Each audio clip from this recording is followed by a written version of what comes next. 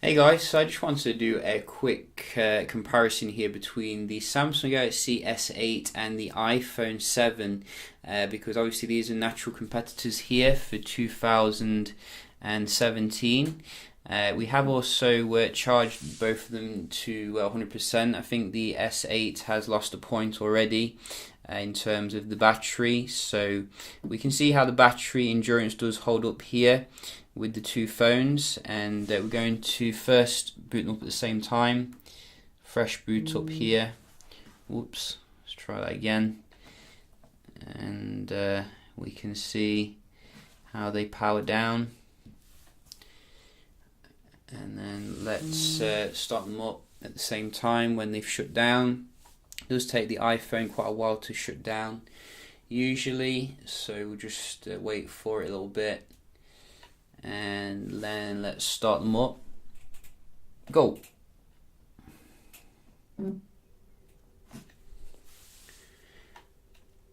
So who is going to boot on faster here?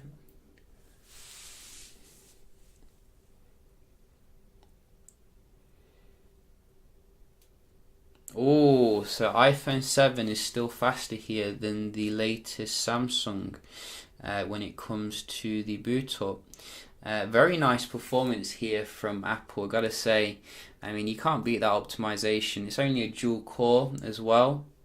I can't remember the actual name of the processor in the S8, but I mean, it's the latest stuff here, and we're gonna see how they do compare nevertheless in terms of the other stuff. So we have kept this in the where the standard kind of mode. I've not put in performance mode because I think most people day to day are going to use it in optimized mode anyway. So we can see how it does work out of the box, so to speak. So we'll just open up a few apps here, have a look at the speed. So 1 to the iPhone there, 2 to the iPhone, and let's try some others here. Another 1 to the iPhone there. Very nice and snappy performance. Oh, the Samsung struck back then. That was 3-1. I did see that. Similar for that. Similar for that. About the App Store. Go. Oh, Apple again. So that's like 4-1. Weather. Apple again. 5-1. Camera. Slightly snappier there on the right, I gotta say. So I think we can move on to the heavier apps now. Samsung comes back here, 5-2, looks like. So I think that was the Samsung, only just. Extreme Asphalt here. Oh, 5-3. So you can see the games seem to be better on the Apple, on the Android, should I say, the Android cam. But no, this one looks like it's opening on the iPhone a bit faster. Slightly different. Yeah, I think that was the iPhone then. So that is very nice. And finally, we do have Sims.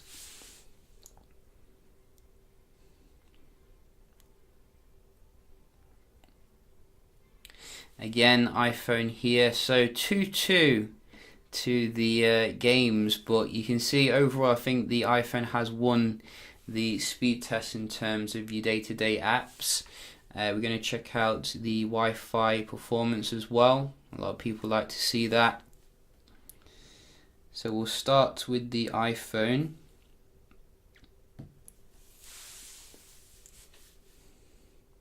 I can't remember if we get the Snapdragon or the Exynos model. I think we get the Exynos S8 here in Europe, so do bear that in mind. But you can see the Wi-Fi very decent here.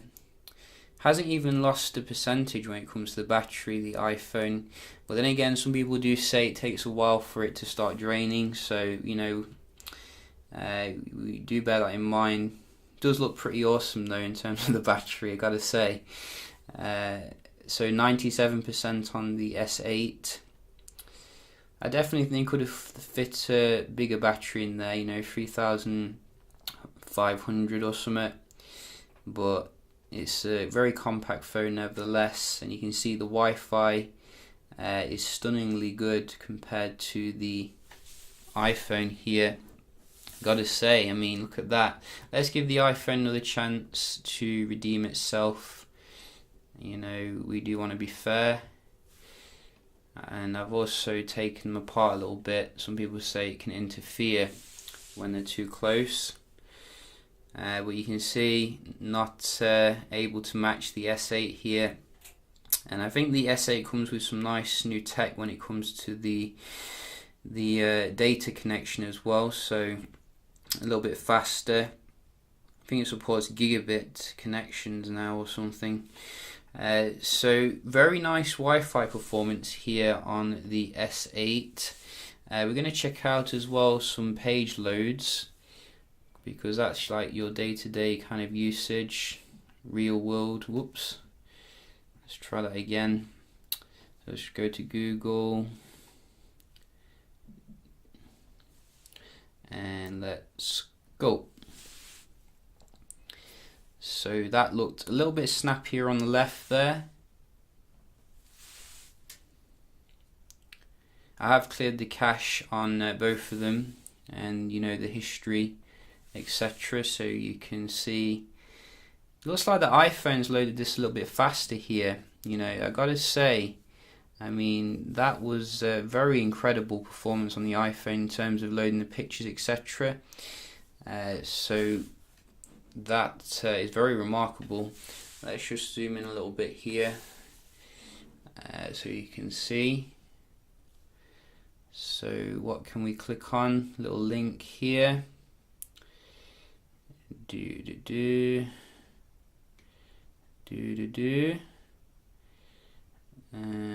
Which one shall we click on?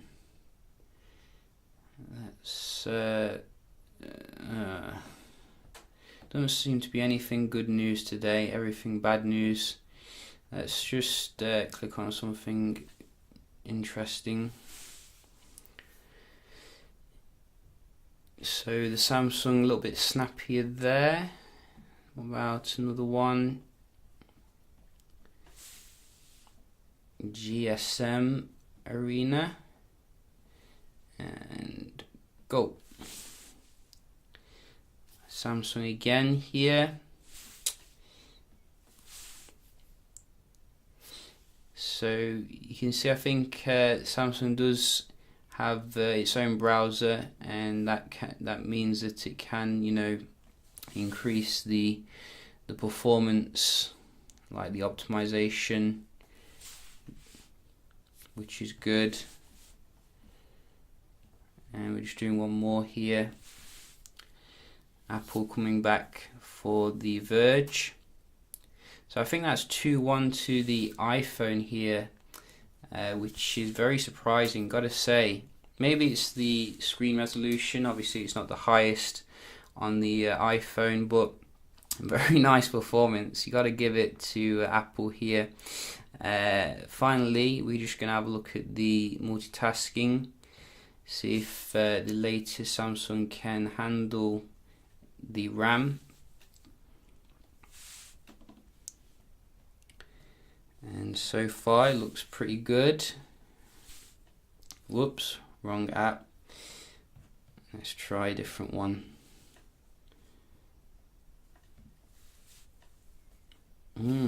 So quite similar here, gotta say. Not a huge difference in terms of the these basic apps. And which one can we try? This one. Yeah, so not any reloading, which is good. About the camera, gotta get a quick snap of something. Looks like the iPhone a little bit snappier there. I did see a little bit of judder on TouchWiz. Old TouchWiz up to its old tricks again. And you can see both go into the game very quick.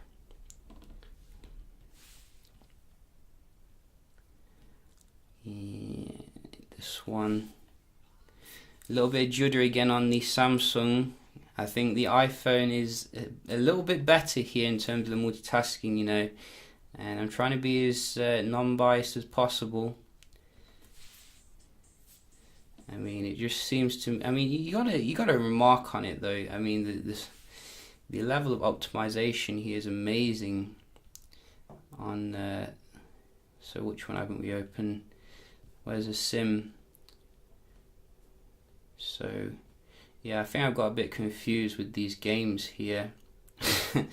So you can see this. That's probably why some of them are a bit weird, but I think generally you can see the iPhone has done pretty well standing up to the latest Samsung here in terms of you know, everything except for the Wi-Fi speed, which was a little bit low in comparison.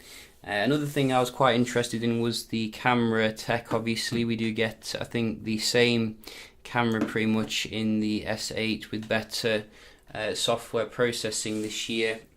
And you know, I did do a little test in the good light as well as the low light just to see if we could see any differences, and we can just have a look at the results here. So I did start off with like a selfie shot here, and I gotta say I think these selfie shots are pretty comparable, you know, not a huge difference there. One great thing about the S8 is you can actually do 4K front-facing video, which is pretty mind-blowing. I don't think any other phone can do that, but if you just go to some low-light shots, we can see this is where the Samsung really does stand out. You know, there's less lens kind of blurs, less grain compared to the iPhone. The iPhone does an admirable job, but it just can't keep up with the Samsung here. You know, making these back alleys look amazing. Really high detailed, nice shots. So you can also have a look at you know, the good light shots, which again I'd say the Samsung just gives you that bit more colour. You know, the photos looked a little bit washed out on the iPhone compared to the Samsung generally. So that's what I found. So I definitely do see some improved software processing, but I don't think the change from the Note 7 to the S8 is that big, you know, in comparison to, like, for example, the S5 to the S6. So you're probably not going to see a massive difference, but I think Apple does need to, you know, improve in terms of the camera here, because they are being left behind a little bit. You know, I think generally you can also see a massive difference in terms of the 4K with the iPhone, a little bit more basic in comparison to the Samsung.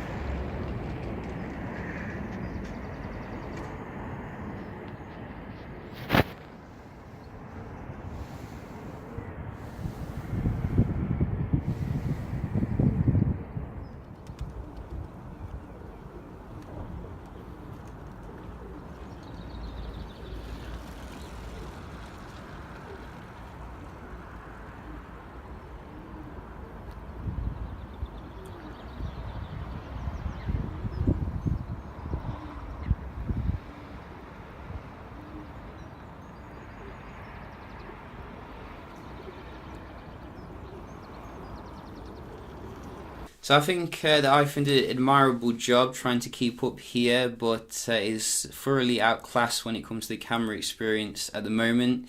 Definitely looking forward to what the iPhone 8 can bring, see if it can catch up again to Samsung here. So overall, I'm definitely loving what I'm seeing here on the Samsung. It feels like a fresh experience, from the ground up in terms of the design, the software, etc. But you can see the raw performance still can't match iOS here. It still can't match Apple, what it's bringing to the table day to day, and that's despite having the latest processor, more RAM, etc. So they definitely could work on that.